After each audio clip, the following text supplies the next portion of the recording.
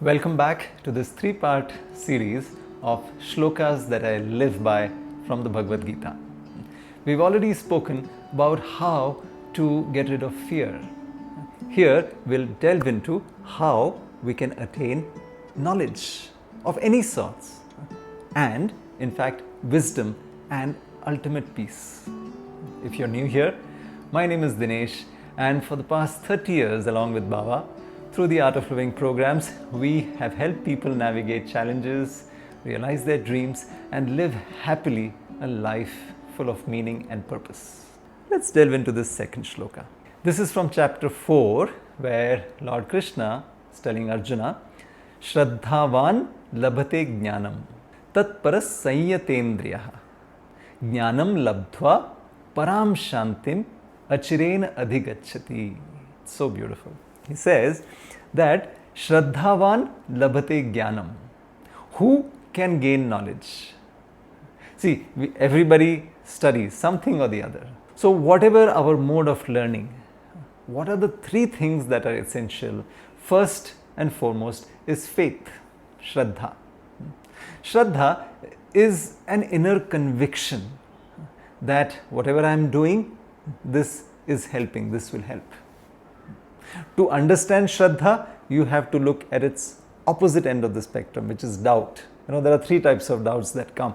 The doubt about oneself, the doubt about the protocol or the process that you're undergoing. And the third is doubt about the mentor or the teacher or the guru.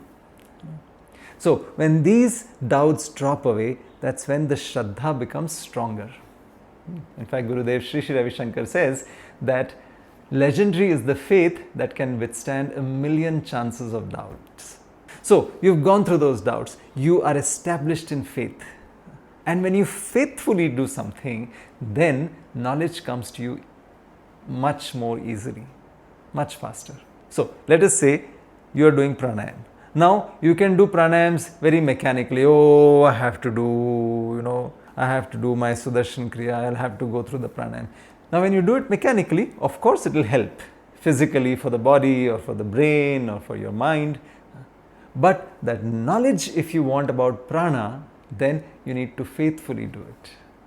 With Shraddha, when you do it, Shraddha is jumping into the unknown, loving the unknown. And you do it with that love, with that faith, then you will get an understanding about what this prana is, what is this subtle life force energy. Till then, it will remain a concept.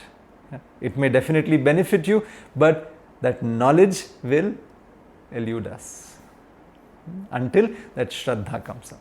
People work out in the gym. Now I have seen this. They'll be on their treadmill or they'll be doing their cycling and the phone will be on or they'll be reading some newspaper. And I feel, where is your attention? You're not doing it with love. You're not doing it with that sense of Shraddha. How will you even have an understanding of which muscles are being working or what needs to change, any course correction needs to happen? That joy, that satisfaction, that high of a workout can be so much more enhanced when you do it with that focus, that Shraddha. And not just the joy of it, the knowledge that you can gain from whatever practice can be so many times 10x, 100x multiplied when done with Shraddha. The second thing he says, Shraddhavan labhate jnanam Tatparah Samyatendriyah. Tatparah has two nuances of meaning. In Hindi we say Tatpar, meaning Seva Tatpar hai.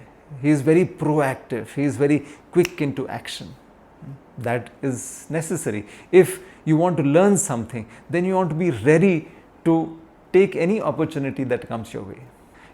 When Ravana was on his deathbed, he was in the battlefield and he was dying, he was going through his last time. Lord Rama tells his brother Lakshmana to go and learn from Ravana. Ravana is an amazing Pandit, he is such a learned man. His knowledge should not go away with him. So you go and learn from him. Brother Lakshmana, he goes, he's always very focused, with the Laksha, with his goal. He goes there and he goes and stands next to Ravana's, where he's lying down, where his head is, and Ravana is just in that state of calm and he's smiling. After some time, Lakshmana comes back and tells Rama that, Ravana didn't teach me anything. And Lord Rama says, did you go as a student? Were you humble? Where did you stand? So he says, I stood by his head. He says, no, you go and stand by his feet. You go as a student, then you will learn. And then Lakshmana goes back again, and he is Tatpar, but again he needs to go with that Shraddha. And when he does that, then Ravana gives an amazing wisdom. So this is one aspect of it, the Tatpara, being active, being on your toes, being ready to take any opportunity that comes your way. Second, Tatpara means that you are so absorbed in it.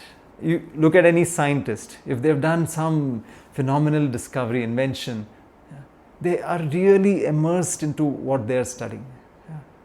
All they can think of and see everywhere is just that. They are into it, their mind, their neurons, they are just firing for that one particular thing. And then when they relax, that is when the intuitive thought takes over. Any creative, any disruption that needs to happen can happen from that state of deep peace.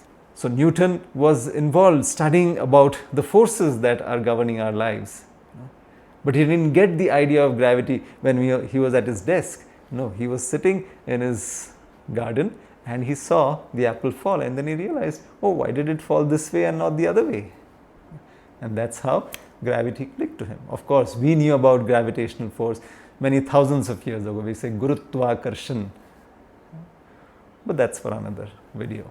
So Tatpara means being so immersed into it, into any subject, then you will get the knowledge of it easily. And the third thing is Samyatendriyah. So you may have the faith, you may have the discipline, but if your senses are so all over the place, you're running after the pleasures of the senses all the time, then the mind gets scattered. That force of the mind does not go towards getting that knowledge, getting that wisdom. So having a say over our senses is also a very important aspect for us to gain wisdom. Otherwise we've seen, okay, I am very excited about learning, but I just want to eat a lot. Or I have to binge watch and watch that, finish that season. So something or the other, either seeing something, hearing something, tasting something, or feeling something, smelling something, any of the senses, when the mind gets scattered through them, that's when the learning suffers. So the three aspects required for a deeper learning, for wisdom to be gained, is Shraddha, faith, Tatparaha, meaning being proactive or being so immersed in that particular subject or topic. And the third is having a say over our senses, Samyatendriyah. Jnanam labdhva Param Shanti. So what happens when you gain this knowledge? You get the ultimate peace. It's not just ordinary calm. That peace emanates from you. In your presence, people feel that. Jnanam labdhva Param Shanti. Achirena adhigacchati. And how does it come to you? Swiftly, quickly. You don't have to wait for years for that to happen. It comes to you very swiftly. Achirena adhigacchati. So beautifully, Lord Krishna is telling Arjuna this. Shraddhavan labhate jnanam tatpara samyatendriyah. Jnanam labdhva param shantim achirena adhigacchati. Jai Gurudev.